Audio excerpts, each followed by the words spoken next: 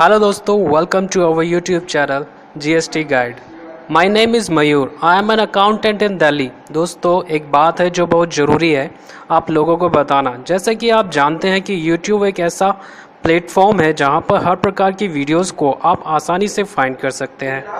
पर दोस्तों, यूट्यूब के कुछ ऐसे फंक्शंस हैं, कुछ ऐसी फैसिलिटीज़ हैं जिसे या तो आप नहीं जानते या आप जानते हैं तो आप उसे अनदेखा कर देते हैं। वो फंक्शन है दोस्तों सब्सक्राइब और नोटिफिकेशन बेल।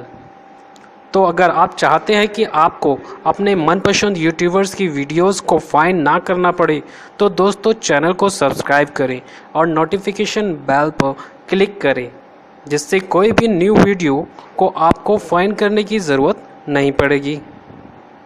तो आइए दोस्तों चलते हैं जीएसटी से रिलेटेड एक नए टॉपिक पर, जिसे आप इस वीडियो के माध्यम से आसानी से समझ पाएंगे।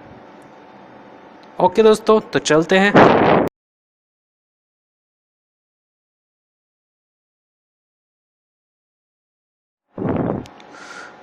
हेलो दोस्तों, तो आइए दोस्तों जानते हैं कि इस वीडियो का जीएसटी से रिलेटेड टॉपिक क्या है। तो वो है दोस्तों जीएसटी नंबर या जीएसटी। इसकी फुल फॉर्म मैं बता देता हूँ दोस्तों। इसकी फुल फॉर्म है goods and services tax payer identification number. तो ये क्या है दोस्तों, जानते हैं। जैसे कि हम सब जानते हैं, as we know that for any dealer registered under state VAT law a unique TIN number is issued by the respective state authority. तो दोस्तों, स्टेट वेट लॉ के तहत जो भी डीलर रजिस्टर्ड था उसे एक प्रकार का टिन नंबर इशू किया जाता था उस स्टेट के गवर्नमेंट द्वारा, जो व्यापारी के लिए एक यूनिक नंबर था। Similarly, a service provider is assigned a service tax registration number by the Central Board of Excise and Customs (CBEC). उसी प्रकार से जो भी सर्विस प्रोवाइडर थे उन्हें भी CBEC यानी कि central board of excise and custom द्वारा एक सर्विस टैक्स रजिस्ट्रेशन नंबर दिया गया था। So we are going forward. तो हम अब आगे बढ़ रहे हैं एक नए टैक्स की ओर। दोस्तों, जितने भी टैक्स पेयर इंडिया में हैं सबको एक नए सिंगल प्लेटफॉर्म पर आना होगा अपना बिजनेस कैरी ऑन रखने के लिए, और वह है जीएसटी, जिसके अंदर सभी व्यापारियों को अपना रजिस्ट्रेशन कराना पड़ेगा।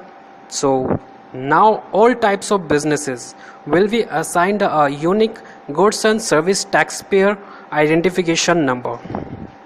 So here is a complete breakup of the proposed GST identification number. Point 1. Each taxpayer will be allotted a state-wise PAN-based 15-digit GST number. तो दोस्तों GST नंबर जो है वो स्टेट वाइज होगा, पैन नंबर पर आधारित होगा, और दोस्तों GST नंबर होगा 15 डिजिट का। Point 2.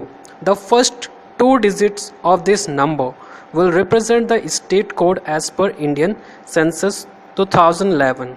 तो दोस्तों इंडिया में 2011 में हुई जनगणना के अनुसार जीएसटी नंबर के 2 पहले अक्षर स्टेट कोड को रिप्रेजेंट करेंगे। Point 3.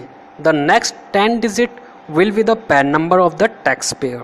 तो दोस्तों जो जीएसटी नंबर के अगले 10 अक्षर होंगे वो है आपका पैन नंबर।